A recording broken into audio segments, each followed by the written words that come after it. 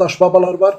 İki əlində kasa tutan daş babalar var. Həmçinin iki əlində kasa tutan daş nənələr var. Bəzi daş babalarda isə sağ əlində kasa tutursa, sol əlinin belində olması və ya sol əlinin belindəki xəncərin üstündə olduğu daş babalarında olduğu məlumdur. Qazaxıstanda qızıl geyimli adam deyilən kurqanlar var. Demək bu kurqanda bir gənc şahzadə tapılır. Onun bədəni başdan ayağa qızıldan toxunulmuş bir zirehdadır və burada onun yanında müxtəlif qızıldan əşyalar var. Bizim üçün isə ən əsas demək əşya burada onun həmin ölən gənc şahzadənin yanında sırasıyla düzülüb qırılmış gilqabların, kasaların olduğu və həmçinin bir də gümüşdən bir kasanın olmasıdır. Dedim ki, həmçinin Azərbaycanda eramızdan əvvəl 4-cü, 5-ci minillikdən üzü günümüzə əsasən qəbirlər tapılıb ki, burada əsasən yanakı böyrü üstə ana bətnində olan uşağı xatırladan ölülər tapılıb ki, bunların da yanında gildən qablar olur.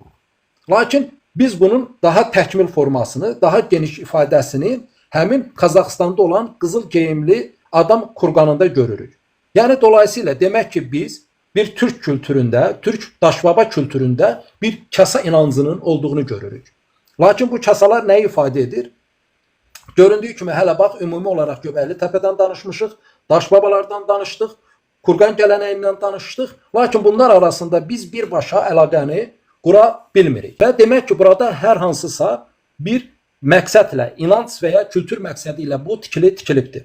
Və bu səbəbdən də bu tarixə baxışı bir xeyli dəyişib. Lakin nəyi dəyişib, necə dəyişib, hələ bunun izahını verə bilmirlər. Biz tarixdəki fərqli hadisələrə baxarkən Quranda olan bəzi mətnlər, ifadələr həmin o digər sözü olmayan daş məbədləri, heykəllərin izahını verəcək mətn kimi rol oynaya bilir. Demək, Ərəb surəsi 57-də qeyd edir ki, küləkləri göndərən odur, nəhayət ağır buludları yükləndiyi zaman onları ölü bir məmləkətə göndərərək, beləcə ora suyu indirərək və onlara hər cür meyvələri çıxardırıq. Biz ölüləri də belə çıxardacağıq. Demək, Ənam surəsi 95-də deyir ki, şübhəsiz ki, Allah toxumu və çəyirdəyi çatladandır. O ölüdən dirini, diridən də ölünü çıxardacaq. Budur Allah. Yəni biz həmin o daş babalarda olan kasa, Qazaxıstanda tapılan kurqanda olan kasanın əslində dirilik suyu olduğunu düşünməliyik. Və necə ki, həmin o daş babalar bizə danışanmır, söz demir, altında hər hansısa yazısı, mətni yoxdur və əksinə Quranda da hər hansısa bir rəsm yoxdur. Lakin müəyyən mətnləri, o digər qədim inancları, kültürü, təfəkkürü anlamaq üçün düşündükdə görürük ki, demək, qədim insanlar ən azından necə ki, yağışın torpağı diriltdiyini, bitkiləri cücərtdiyi kimi Allahın da ölüləri dirildəcəyi ifadəsinin olduğunu görə bilirik.